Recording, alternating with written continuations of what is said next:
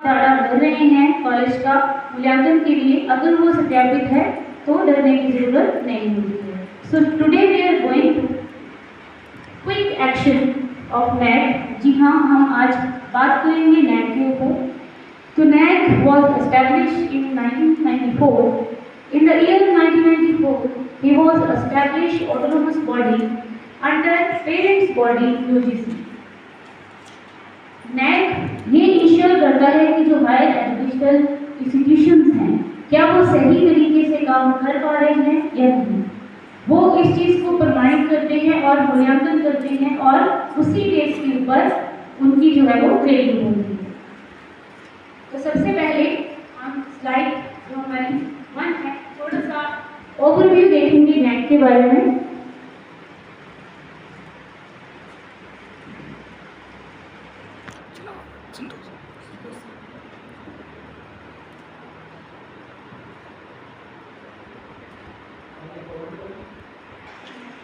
इसका जो हेडक्वार्टर है वो बेंगलोर में है और नैक जो है अपने विजन के अकॉर्डिंग हायर एजुकेशन इंस्टीट्यूशंस के फंक्शंस की क्वालिटी को जो है वो एनहांस करती है, इंश्योर करती है, उनके इंटीग्रल जो उनका कार्यक्रम है उनको चेक करती है। जो नैक के फंक्शंस जो है वो जीसी और ईसी के थ्रू जो है वो फंक्शंस वो कार्य समिति द्वारा किए जाते हैं।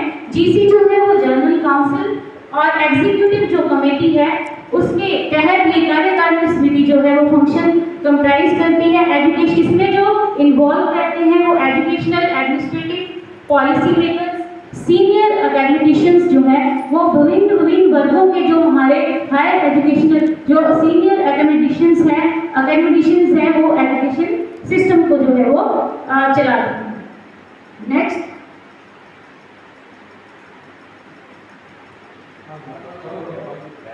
बहुत ही इम्पोर्टेंस है हायर एजुकेशनल इंस्टीट्यूशंस के लिए।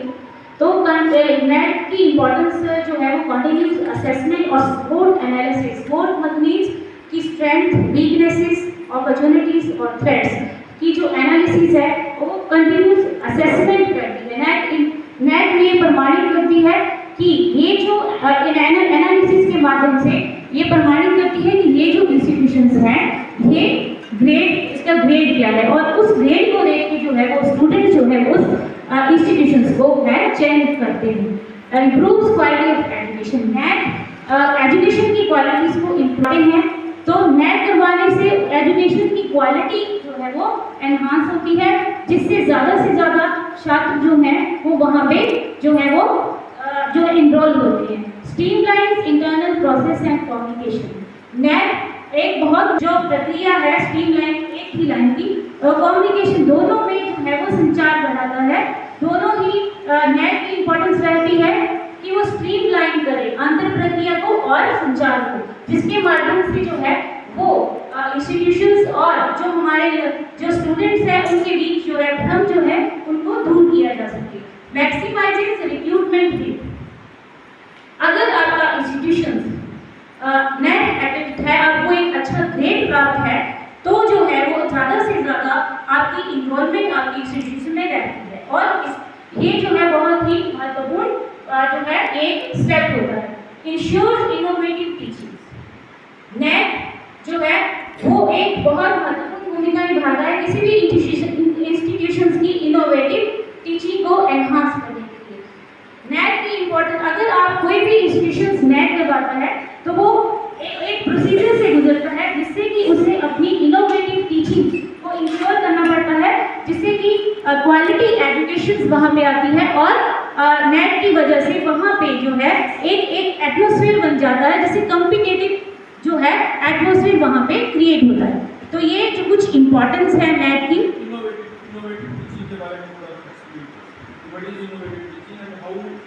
नैक जो है वो अपने एक इनोवेटिव टीचिंग के माध्यम से जो है वो जो हमारे इंस्टीट्यूशंस हैं उनको गाइड करता है कि कैसे उन्होंने नई और जो प्रक्रिया आ रही है एजुकेशन की जो टेक्निक्स आ रही हैं उसको कैसे फॉलो करना है और टीचिंग मेथड्स को और टीचिंग स्टाइल्स को टीचिंग लर्निंग प्रोसेस को क्लासरूम में किस तरह से आपने इनोवेटिव तरीके से छात्रों को समझाना है।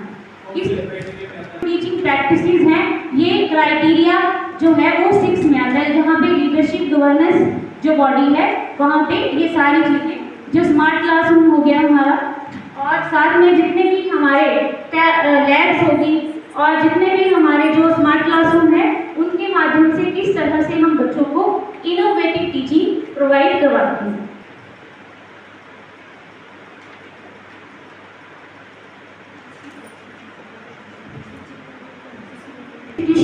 नेट जो है इंस्टीट्यूशंस को एक अपॉर्चुनिटी, एक्सीलेंट अपॉर्चुनिटी प्रोवाइड करवाता है। नेट अगर आप करवाते हैं तो multiple it's productivity and efficiency, तो वहाँ पे एक उत्पादकता और एफिशिएंसी जो है वो मल्टीपल प्रोसेस से है जो वो बढ़ती है। Figure out the shortcomings and academic strengths, net की वजह से हम जो इंस्टीट्यूशंस हैं वो शॉर्टकमिंग्स और एकेडमिक स्ट्रेंथ को जो है वो फिगर आउट करते हैं, जिसकी वजह से ये जो शॉर्टकमिंग्स और एकेडमिक स्ट्रेंथ होती है इसका इंस्टीट्यूशंस को पता चलता है कि क्या कमियां हैं और क्या शॉर्टकमिंग्स रह गए हैं जो हमने पूरे करने हैं।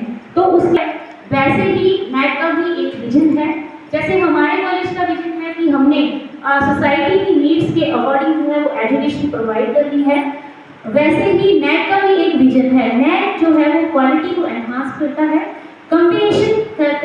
कंबाइन करता है self and external quality evaluations को प्रमोट करता है, ताकि जो एजुकेशन है वो जॉब ओरिएंटेड हो सके।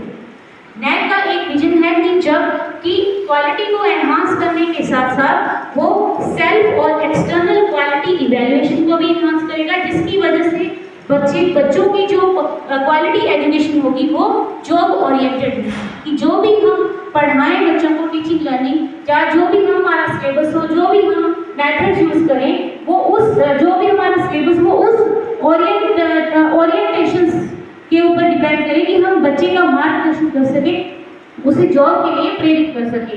तो नेट का विजन है कि सस्टेंस इनिशिएटिव्स लेने हैं ताकि जॉब ओरिएंटेड एजुकेशन जो है वो प्रोवाइड करवाए।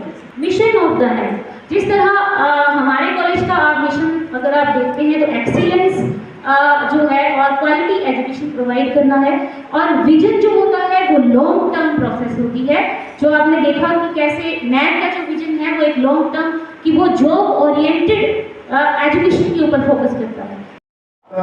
जैसा कि ऑलरेडी सभी टीचर्स को क्राइटेरिया डिस्ट्रीब्यूट किए हुए हैं, तो क्राइटेरिया वाइज काम हो भी रहा है। 80% काम हमारा जेन्युइन है, 10-20% जो है वो टाइम के अनुसार चेंज हो जाता है, उसमें मॉडिफिकेशन हो जाती है। 80-90% इवन जेन्युइन काम है। जैसा डे बिफोर यस्टरडे हमारी मीटिंग हुई थी रिगार्डिंग नेट, स्टाफ मेंबर्स के साथ हुई थी, तो उन्होंने जो बातें मुझे बताई, मैडम को बताई, सर को बताई, बहुत सारा रिकॉर्ड हमारे पास है, हमें कोई इधर उधर करने की जरूरत नहीं है। हाँ, मैडम ने भी जैसा कहा कि रिकॉर्ड जो है वो हमारे बिल्कुल टिप्स पे होना चाहिए क्राइटेरिया वाइज। जैसा फर्स्ट क्राइटेरिया जिस भी स्टाफ मेंबर को मिला है करिकुलर एस्पेक्ट, तो करिकुलर एस्पेक्ट पे मैडम ने सारी चीज़ें बोल दी है, मैं उसके ऊपर नहीं आऊँगा। करिकुलर एस्पेक्ट जिस भी टीचर के पास दिया है, जैसे बात चल रही है बार बार की, जैसे प्लानिंग मोड ऑफ लर्निंग होना चाहिए, आईसीटी का मैक्सिमम यूज होना चाहिए, वो लेसन जो है लेसन प्लान पहले से ही बना के रखें और उसको सबमिट करो। क्योंकि मैं भी अभी सर हम लेसन प्लान नहीं बनाते हैं, हमारा यही प्रोसेस राइट सर, उसका हम सर जी जी जी जी वो जब भी क्लास में जाएंगे तो वो दूसरी क्लास बनाते जाएंगे और उसी को एक पार्ट में तो कर रहे हैं सर। जैसे हमारी माइक्रो टीचिंग कर रहे होते हैं, तो माइक्रो टीचिंग का जिस भी स्किल के ऊपर ग्रुप हो गए, जो लेसन प्लान रहता है, मॉडल लेसन प्लान, वो टीचर बनाता है।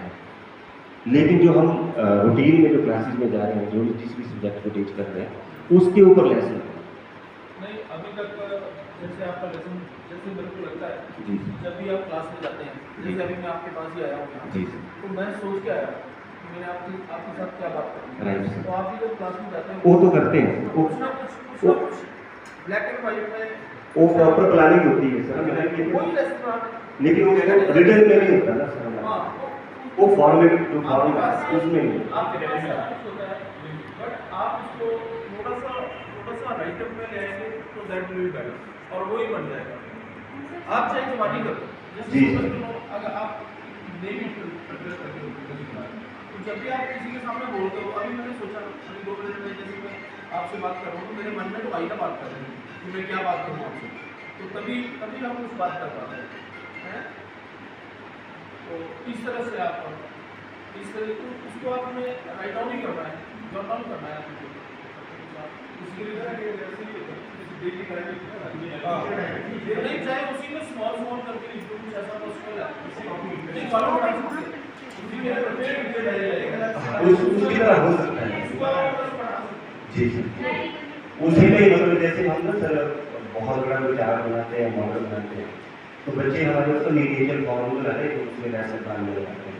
उसी तरह से हमारे टीचर डायरी इस तरीके से हमारे उसको रीडिजाइन